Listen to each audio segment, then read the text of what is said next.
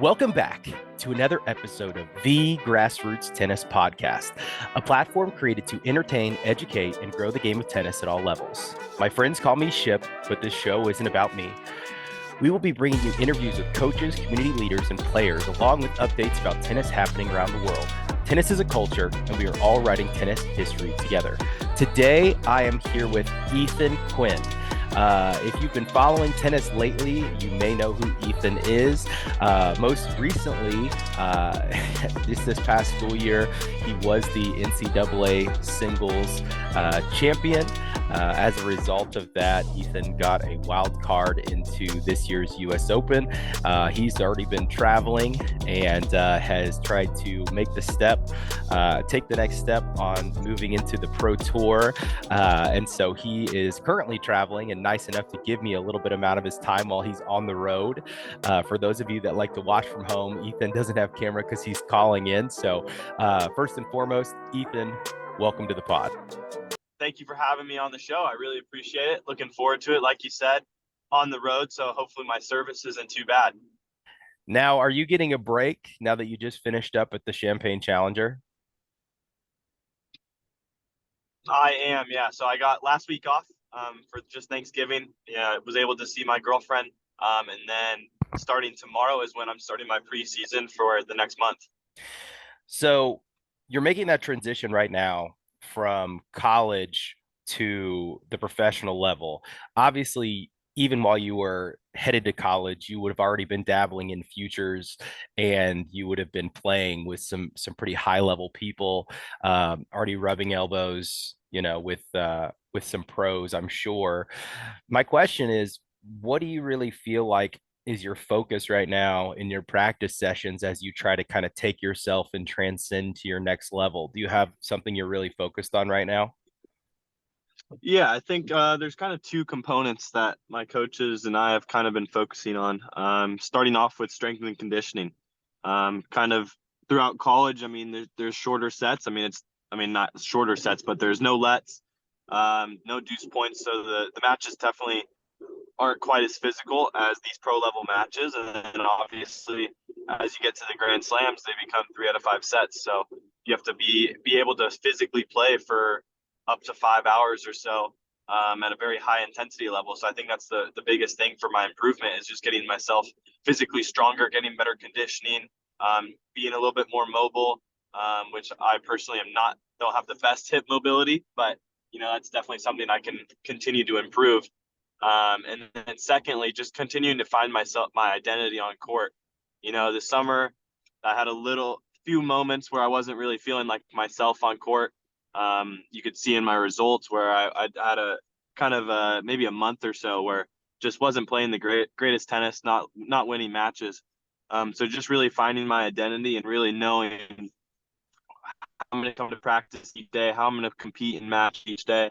And I think that's just a learning curve that you have to learn from going from college to pros. Absolutely. I think that's I think that's a great answer. You hear a lot of times, I tell my juniors for years, the level of fitness has to match the level of tennis. And you're obviously someone who has some very high level skills, but it's your ability to execute those when you're exhausted and trying to make sure that you can do that for hours and hours is kind of that next level. So I think that makes total sense. I Absolutely. got to watch you play in Champaign. And I think the thing of finally getting to watch you play in person is that I would call you sneaky explosive. I guess I'd never really seen you play in person, but the way that you were moving to the ball and the way it felt like you were really attacking your forehand is what I found really impressive. I felt like any time that you got a ball that you felt like you could unload on, your opponent really had to pay for that. Um, is that something? At what point in your development do you really feel like that kind of came along that you felt like your forehand was truly a weapon? And what have you done kind of over the years to build that? Yeah, maybe when I was about 15, 16 is when I really started to find that my forehand was maybe an elite junior forehand at the time. When I was going through 12s, 14s, and whatnot, I think my backhand was definitely my more solid stroke. I mean, I was able to stay backhand cross court rallies for all day. And then I think as I got a little bit older, I realized that you need to not be able to only just put the balls in court, but you actually have to try and expose your opponent, try and open the courts, finish points at the net. And I think my coach and I had, luckily, I just had a very loose arm growing up. So my serve and my forehand, they just kind of came naturally. And as we continued to work on it, continued to improve it, I think the looseness of my arm really just helped my forehand develop so quickly and become really just such an elite forehand. And then the explosiveness, I never really prided myself on being an explosive guy, being a fast player. I think that really honestly started once I got to college. A lot of the workouts we were doing were really explosive. They were specified for explosiveness. And really, once I got to school and my redshirt year, I was able to do a lot more in the gym and really get more explosive. And I think that's exactly when my forehand was able to improve to such a high level. I think that's really good self-awareness. I feel like, or I guess just looking at you and kind of keeping track of some of your results through the juniors, you were doing really, really well. But then I was so impressed with just how athletic in person. I'm like, this isn't the dude I remember, watching online or seeing highlights of, from a couple years ago, even, or even um, 12 months ago. I really feel like you've improved as an athlete and it's already very noticeable. Do you feel like the tennis was kind of there and then your body just kind of finally grew into that along with the workouts? Like, do you think part of it was you were still growing, or do you think it was really truly just you were putting the work in? I think it was a collective. I think honestly, it all really started in COVID for me. Really getting to spend a lot of time with my coach. For those who don't know, my coach is Brad Stein. I've been working with him from when I was 6 years old, and he has quite a resume. Coaching Kevin Anderson, Jim Courier, Tommy Paul at the moment. But he's from Fresno as well, and so during COVID, a lot of tournaments were cut, and so then he was back home in Fresno a lot. So I really got a lot of time spent with him, with a world class coach, where beforehand he was constantly traveling and on the road. So now I got this year long stretch where I was working with a world class coach every single day, for an hour or two, and I think that's really what grew my game, my tennis IQ, was just getting to be around someone of his caliber every single day. And then once I got to school, I kind of knew I had the tennis. I just needed kind of the discipline. And when you're a college athlete, especially as a redshirt athlete, you're doing a lot more extra work. You're doing a lot more extra workouts, and you're having to really try and find that discipline. And once I was able to find it on top of all these extra workouts that I wasn't necessarily getting when I was in Fresno, and I mean, there's not a lot of tennis coming out of Fresno anymore. Now that Fresno State men's tennis team was cut, there just wasn't a lot of tennis there. So once I got to school and really just getting exposed to I had 10 other guys that were beating me every single day. So when I got exposed to that on top of these world-class workouts and world-class resources, my game was just able to elevate and jump to such a high level so quickly. It's amazing what you can do when all of a sudden you have really high quality hitting partners and practice players and just people to kind of compete with. I always advise people who live in a smaller community, you might have a great coach within that community, but if you get to the point where you don't have really good players to play with, to look within an hour of you and try to pretty regularly get out and just find better competition, because that alone, you just gave a testament to that of just how much that helped you grow, already someone that was of quality, but just the difference that it made for you and look where you're at. I think that's relevant to kind of people at all levels. Scaffolding down, Absolutely. if you could go back and maybe give advice to your 13-year-old self, what would it be?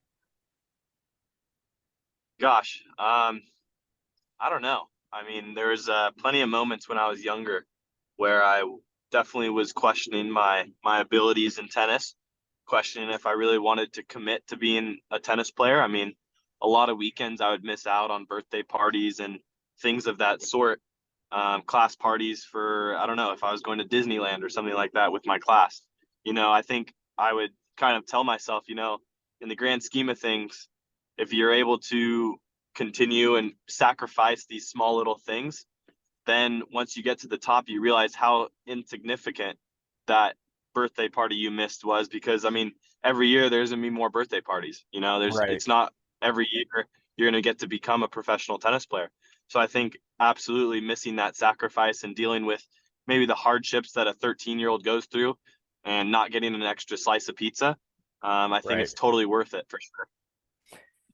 So let's say, you had the opportunity to give advice just to junior tennis players out there. Essentially, you're talking to a player who's maybe fundamentally serves pretty good, forehand, backhand's pretty good. There's nothing that needs a major technical change because I think any player that just knows, hey, I can't hang in a backhand rally, knows that's their weakness. So let's say fundamentally they're pretty sound, but they're wanting to take their level from good to great or great to, excellent, just something that is really a bar raiser, something that helps people go to their next level. What would your piece of advice be for junior players who are trying to find their next level?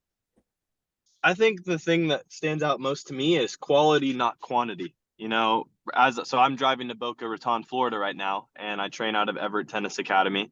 Um, and a lot of the times you see the players there, and they're on court for, I don't know, say 7, 8 hours a day. And at some point, there's a level where, or after a certain amount of hours, that the tennis doesn't continue to get better. That although you have the love for the game and you want to be on the court for so many hours, at a certain point it's not going to continue helping your progress. So I think that's one of the key points, is making sure that the hours you spend on court are actually being significant to your development, and that there's no wasted moments on the court. A lot of the times when I was younger, I would only get about an hour and a half a day on the tennis court, compared to maybe these other academy guys who are getting 6, 7 hours on court, because I was in real school. I was doing homework. I was doing all this other stuff that, even though homeschool kids do that, there's not that requirement and discipline for you to be in class every single day. So I was getting less hours on court, but I was making sure that that hour and a half on court was the best hour and a half I could get.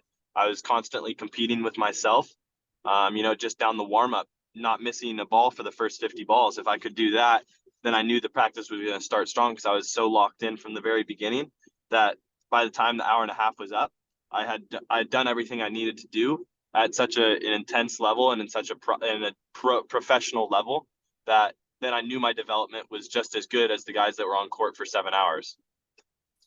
Yeah, purposeful practice. You were having Exactly. that deep practice, 100%. Research shows that brain, when you step on the court, if you have something you're specifically focused on, you're getting 15 to 20% more out of that practice than someone who's just there and going through the motions or mindlessly practicing. And you nailed that one on the head for sure. I think that everyone can benefit from just bringing that extra level of focus, and not just focus to the overall practice, but if you lock in, you're like, today, my split steps and my recovery steps just have to be better. And you Yeah, approach your entire practice with that one focus, you're improving so much better than everyone else who's not doing that. absolutely. So I'm gonna change here because I know I've only got so much of your time. Do you have a favorite drill? Gosh, right now, I think my favorite drill that I've been doing is slice and sting. Okay. So that's basically like one or two ball slices on the backhand side, and then next ball is finding an inside out forehand, and then so every so often is finding an inside in forehand. Gotcha. I think that's something with my game that I absolutely love to do, is force guys to hit a low ball, because when it's lower below their knees, they're having to hit up. And so when I have a forehand from above my hips to below my shoulders, if I'm able to get a forehand from there, I'm in a very comfortable position, and I feel like I'm ahead in the rally.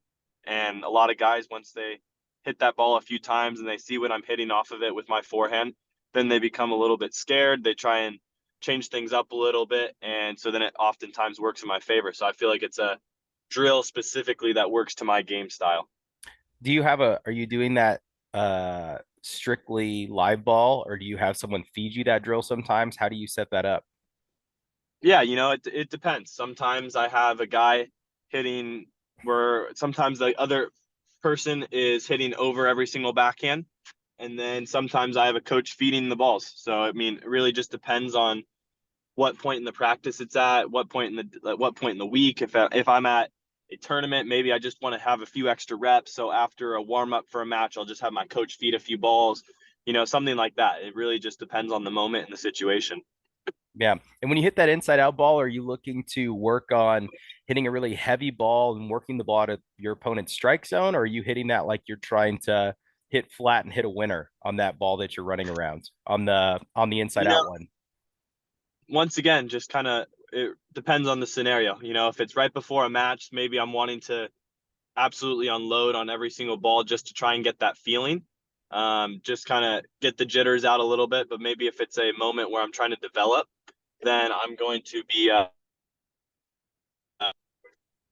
sorry, there's just a person in the road right here. I just got a little distracted. If it's maybe in a practice, I'm trying to work on that heaviness of the ball just so I can continue trying to find an easier ball for me to find that inside in forehand to open the court.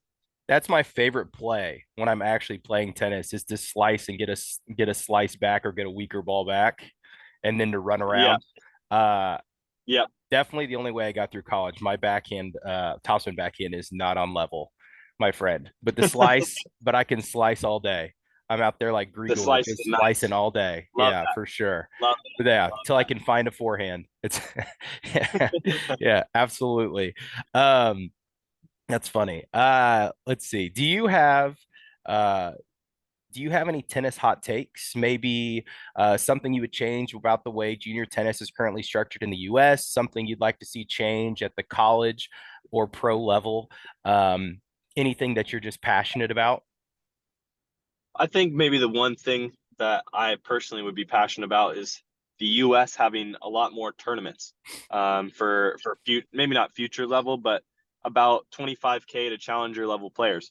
Hmm. The U.S. has so many guys that are ranked, I guess, probably between about 400 and 700, Yeah, and that's it's because, insane. and I find that's probably because that there's such a good amount of 15Ks and 25Ks in the states that are able to get your ranking up to that point. But then after that, it kind of drops down, especially with USTA cutting some tournaments this upcoming year. It's just going to become harder. If you look at Right. Italy and their system, they have a Yes. challenger they almost have a challenger every single week, or 25K almost every single week. And so for those players that happen to lose early in those tournaments that are from Italy, they're able to go home, they're able to regroup, and then go to the next week after a good week of training and being home. They get another good week at this next tournament that's not far away. So whereas for US players, I feel like it's oftentimes the tournaments are so spread out across the country. I mean, if you look at it, it's like the early tournaments I played earlier, it was just like, all right, I went from uh, North Carolina to Ohio to South Carolina, then all the way to California, and then back to the East Coast. Like, there's just not a lot of I can't even think of the word right now, but there's just not a lot of it's not as accessible, I guess you'd say, Well, there's no for a player to kind continuity of. in the schedule. It's not just that. You might go Yeah, when you're working your way through the futures, you might go from one coast to the next coast. You might go from Florida to New York, and it won't even be the same surface. You'll be playing on hard true clay one week, and you'll be playing indoor hards the next. And the balls are exactly. different, So the it's surface is different. It doesn't make any sense how we're doing things. Italy has it set up. I want the person that I have a buddy of mine that coaches, and him and I talked about that right when I was graduating college. It's just for fun because Italy is so set up to just go play tournaments every week for like a couple months. And even if you yeah, lose, like you get to exactly, hang out in Italy. exactly, Like exactly, it's ridiculous. I don't exactly. understand. Like California's got this great setup. There's so many things. It's like, can you get it set up where it's like between futures and challies and whatever's over there, kind of helping people get through, have 4 weeks in a row there, and then 4 weeks in a row in Texas, and then 4 weeks in a row in Florida, or whatever it might be, so that the people can kind of get in there. And then during the 4 weeks that, challengers are going on in Florida and just in the South or whatever, that would be a good week for there to be 4 weeks of futures going on out in Cali or something like that. Absolutely. I mean, even for instance, I mean, we have the USTA National Campus in Orlando, and Right. there's not one feature, not one challenger that happened this year there. Like they're I feel like to have that massive of a facility, there should be almost tournaments there just pumping every single week. And That's my going to draw in. and my question is, where's that money going? The USTA is a Uh, non-for-profit, and their job is to be growing the game of tennis. You can't tell me that you're going to build this facility that's essentially supposed to be Disneyland for tennis players. You're not having a pro tournament at least every other week. yeah, and I don't want to get too much into it because I'm very thankful for USTA and everything that they Oh, have they done for do a me. lot, but I just don't Um, understand why that's not a priority. And exactly. you can take that as my take and not your take. I know I'm making them sound bad now, and I do think the USTA does a lot of good things, but it is frustrating because that facility should have at least a few pro tournaments, you would think. Certainly, and there's plenty of guys that think that too. I mean, I know after spending time on the Challenger Tour and then even in Champaign last week, we had a meeting about it and just how there should be tournaments every single week. I mean, the SoCal Pro Series is just doing a phenomenal job at pumping tournaments in, and I'm not exactly sure how much USTA is a part of that, but what the SoCal Pro Series is doing for tennis, not only for Southern California players but also for all American players, is absolutely amazing. Yeah, no, I totally agree. I think that you're spot on. And the good news is, Ethan, you're at a point where it's like I feel like with the time right now and you coming in and then you've got guys at the top like Novak who really want to see these younger guys get younger and lower ranked guys get paid a little bit better. The fact that the NBA has 450 to 510 guys that are all on contracts playing professional Yeah, sports and making a living, and we're playing a sport where the ATP acts like, hey, what have you done for me lately? And if you're not ranked in the top 90, there's no guarantees. um yeah, it's frustrating because there's a lot of talent out there. There's guys ranked 350 in the world that are unreal, that just certainly. and it or beyond that. You know what I'm saying? It's infuriating. Sorry, this show's not about me. I need to anyway, could you tell me your happiest tennis moment? Man, I'm gonna have to just go with winning NCAA's. I mean, sharing that moment with not only Manny and Jamie, but my trainer, our student manager, my parents there up in the crowd, my doubles partner all throughout juniors, and then Trent Bride, one of my best friend throughout all of college. I mean, he was there for me all 3 semesters. I roomed with him every single away trip, and we played doubles together. We shared so many special moments, and for him to experience that moment with me, especially after the hardships that I went through the early part of the season, and he helped me through those, for him to kind of see how I developed and was able to become this entirely different player by the end of the year from the start of the year. It was so special just getting to be there with him. That was probably one of the spiciest NCAA championship matches I think I've ever watched. Was there any point I, where you just doubted, or did you just believe the whole time that if you hung tough that it was there? it's hard to say. There's moments where I was just like, I mean, I got down 40 love, and I was like, wow. I was like, what? I went like, what a season. And I think honestly, I talked about it with a few people. I was like, say if the score had gotten to 30 all and then he got to 40-30 and had to serve for it there, I'm thinking 100% he's probably going to be winning that match if he serves Right. that from it at 40-30 rather than from 40 love. Just from Yeah. 40 love, you're almost too loose. And then Yeah. when I got it tight, then you get so tight. Yeah. And so it really made like that score. It was absolutely, it's hard to say. I mean, that match was just absurd. Thinking back on it and thinking, man, if I lost 1 point, my entire life would be different right now. Oh, right. Well, how many he had match points, right? Yeah, he had 4, and then I had That's what one I in the thought. first round I had to save. Right. That's what I was gonna say. Okay. Because I remember watching it. I'm like, I remember you being match point down several times, and I'm just like, this dude's just not going away. And then obviously, this is no disrespect to your opponent. He's amazing. I mean, He is. that situation to be in is so difficult. And obviously, you weren't just giving him anything, but yeah. I mean, No, what a match! For anyone that hasn't watched that match, go find that online. It's a great match, and definitely one that I feel like is worth watching, especially if you're a junior player and you've never watched that match. Definitely one. You can find that on YouTube for sure. That's why YouTube's Yeah, great. You can find just absolutely, about anything. Um, absolutely. Ethan, I don't want to take too long here. I feel like we've already been on here, longer than we probably should be. Uh, is there something I should have asked you?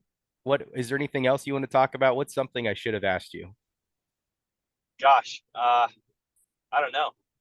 Maybe just the landscape of college tennis. I think this year is going to be a very spicy year of college tennis. I mean, looking at Virginia, looking at Texas, there's a lot of kind of super teams Oh my gosh, with it's this crazy. year, and then next year the eligibility, losing fifth years and fourth years next year, it's going to be a definitely a change in college tennis. You're going to see a lot of guys that have been there for 5 years that are no longer in college tennis, and that they've been ranked at the top of the Yeah. polls. So I think it's interesting seeing how this year plays out, and then going into next year. I think honestly, a team like Georgia or Stanford for the following year that are young and have a lot of guys, they're going to be a lot more advantaged than maybe the teams that are losing a lot of the older guys. Oh, absolutely. I think I think not just that, but there's a lot of sleeper teams in the NCAA right now Yeah, that have crazy I would have stacked to agree. talent. It's Yeah, I'm gonna go. So I've had a few discussions. My hot take for a sleeper team is Michigan State. Yeah, it's super funny. I almost said State. them, and I'm going to be honest. This is the best Illinois team they've had in years. I'm looking at both of those teams and Yeah, going, Ohio State is amazing every year, and the Big Ten is going to be tough. And knowing that yeah, now the Big Ten is expanding and they're going to be adding USC and UCLA, like yeah. Big Ten tennis is going to be nasty. Uh, It is. it didn't. I mean, I know that there's a lot of people who are like depending on the conference. People are like, well, this conference is the best. This conference is the best. I just think college tennis in general is in a great place. Um, Absolutely, it's absolutely insane. agree. There's a lot of really tough teams out there that are just deep. But you're right, Michigan State is they are tough. Coach Jaden's They're gonna be got sticky something good going, cooking up there in Michigan. So for it'll be sure, interesting to for see how sure. what they can do. Ozon is out for blood. It he's is. he's he's It is. really been stepping up his game. Um, okay, before we finish up here, really quick, people who want to follow along and kind of follow your journey, where can they follow you at? What's the best way to reach you? Should they follow on Instagram? Are you on Twitter? Where should they follow? Definitely Instagram. That's the platform I post on the most. Okay, you want to shout out your username? Yes. Yeah. Yeah. It's Ethan QU1NN. Okay, Ethan QU1NN, and there's nothing else in that. Nothing else in that. No spaces. Perfect. Ethan QU1NN. Last question I always finish with Ethan.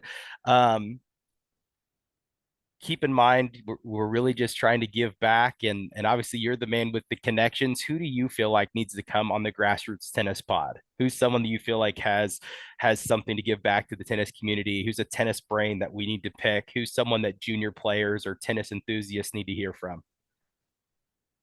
Keep in Gosh. mind, whoever you say, you have to help us get them on the pod.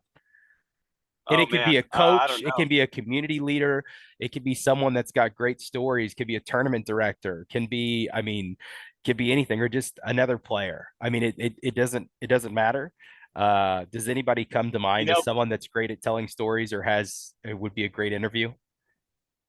probably I feel like a few of the Georgia guys would be pretty good to have on there. Just hearing their stories through college, where they're at now, and how the team is looking so young there. Yeah, absolutely. No, we would love to do that. Ethan, uh, thank you so much. After you get a big win sometime, we'll have to check back in. But I know that lots of Absolutely, those are definitely. coming. We're wishing you all the Yes, sir. best. Travel safe, enjoy your Thank break, you. and Thank you'll be Will one do. to Will watch do. here in 2024. So happy New Year. Thank you. Happy New Year. Thank you. I appreciate you. Yep. Drive safe. Take care. Thank you. Bye. Bye.